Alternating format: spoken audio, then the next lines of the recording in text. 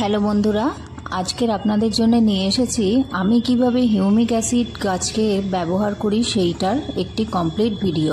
এই ভিডিওতে আপনারা জানতে পারবেন হিউমিক অ্যাসিড কেন ব্যবহার করা হয়, কতটা পরিমাণ গাছকে ব্যবহার করলে গাছের ক্ষতি হবে না, কখন ব্যবহার করতে হবে, এই হিউমিক অ্যাসিডের উপকারিতা সমস্ত কিছু এই ভিডিওর মধ্যে আপনারা পেয়ে যাবেন। এটিকে হিউমিক অ্যাসিড নামে পরিচিত হলেও কিন্তু এটি আদৌ অ্যাসিড নয়। মার্কেটে এই হিউমিক অ্যাসিড অনেক কটা রূপেই পাওয়া যায়, এক দানাযুক্ত, একটা এই ধরনের ছোট ধুলো কণা হিসাবে, আর আরেকটা লিকুইড হিসাবে। আপনারা খুব সামান্য পরিমাণ নিয়ে জলের মধ্যে গুলে তারপরে আপনারা এটা ব্যবহার করতে পারেন। দেখুন জলের কালারটা চেঞ্জ হয়ে গিয়েছে।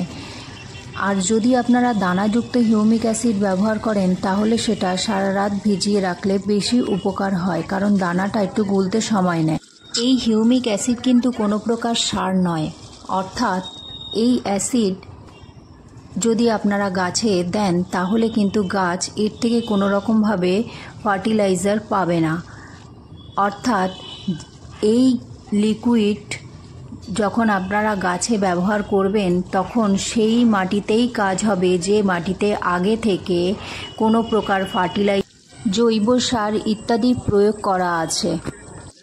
এখন আপনাদের এটা মনে হতেই পারে যে তাহলে এই হিউমিক অ্যাসিড আমরা কেন ব্যবহার করব?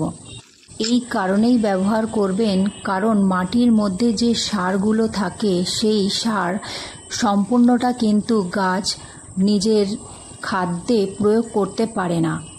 অর্থাৎ এই হিউমিক অ্যাসিড মিশ্রিত জল যখন আমরা গাছের মধ্যে প্রয়োগ করব তখন গাছের মধ্যে অর্থাৎ গাছের গোড়ায় আরও অনেক নতুন শিকড় বার হবে, আর গাছ আরও বেশি পরিমাণে খাদ্য মাটি থেকে সংগ্রহ করতে পারবে।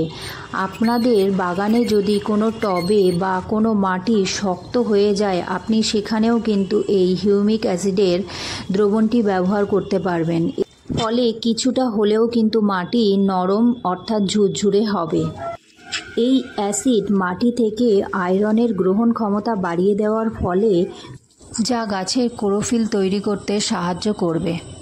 হিউমিক অ্যাসিড ফসফরাস খুব সহজে উপলব্ধি করার কারণে শোষণের ক্ষমতা বহু গুণে বাড়িয়ে দেয় এবং মাটির পিএইচকে নিয়ন্ত্রণে রাখে। গাছকে খুব দ্রুত বৃদ্ধি করতেও সাহায্য করে। গাছের জন্য যে প্রয়োজনীয় ব্যাকটেরিয়াগুলি মাটির মধ্যে থাকে যা গাছের ক্ষেত্রে খুবই উপকারী, এই ব্যাকটেরিয়াগুলোর পরিমাণও কিন্তু এই হিউমিক অ্যাসিড বাড়িয়ে তোলে। এই হিউমিক অ্যাসিডের দানা বা গুঁড়োটি যখন মাটি প্রস্তুত করবেন তখন কিছুটা মিশিয়ে দেবেন, বা যখন বীজ থেকে অঙ্কুরোদ্গম বার করবেন তখন সেই বীজের সাথে এই হিউমিক অ্যাসিড কিছুটা মিশিয়ে দিলে কিন্তু গাছ খুবই দ্রুত বৃদ্ধি পাবে এবং মাটির গুণাগুণও কিন্তু অনেক বৃদ্ধি পাবে। আপনারা চাইলে এই হিউমিক অ্যাসিড মিশ্রিত দ্রবণটিও কিন্তু স্প্রে করে গাছের মধ্যে দিতে পারেন, তাতে কিন্তু গাছের কোনো রকম ক্ষতি হবে না, বরঞ্চ উপকারী হবে।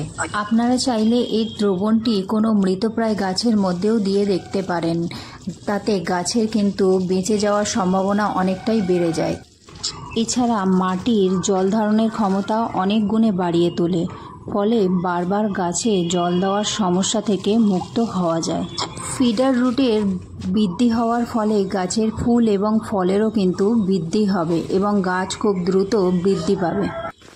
এটি সবসময় মাটির মধ্যে সার প্রয়োগ করার পর এই দ্রবণটি ব্যবহার করতে হবে। এর ফলে মাটিতে মিশ্রিত সার আরও বেশি পরিমাণে গ্রহণ করতে পারবে এবং কম পরিমাণে সার ব্যবহার করলেও কিন্তু হবে। আপনি যে কোনো ফাঙ্গিসাইড পাউডারের সাথেও কিন্তু এই হিউমিক অ্যাসিড মিশিয়ে একসাথে প্রয়োগ করতে পারেন, তাতে কিন্তু গাছের কোনো ক্ষতি হয় না। আমি তো আমার গাছে নিয়মিত হিউমিক অ্যাসিড ব্যবহার করি, আপনারাও কিন্তু আপনার গাছের মধ্যে এই হিউমিক অ্যাসিড ব্যবহার করবেন। আপনারা একবার ব্যবহার করে দেখুন, এর কিন্তু খুবই দারুণ উপকারী ফল আপনারা দেখতে পাবেন। এই হিউমিক অ্যাসিড শুধুমাত্র গাছের দ্রুততা বৃদ্ধি করবে না, গাছকে আরও সবুজ করে তুলবে।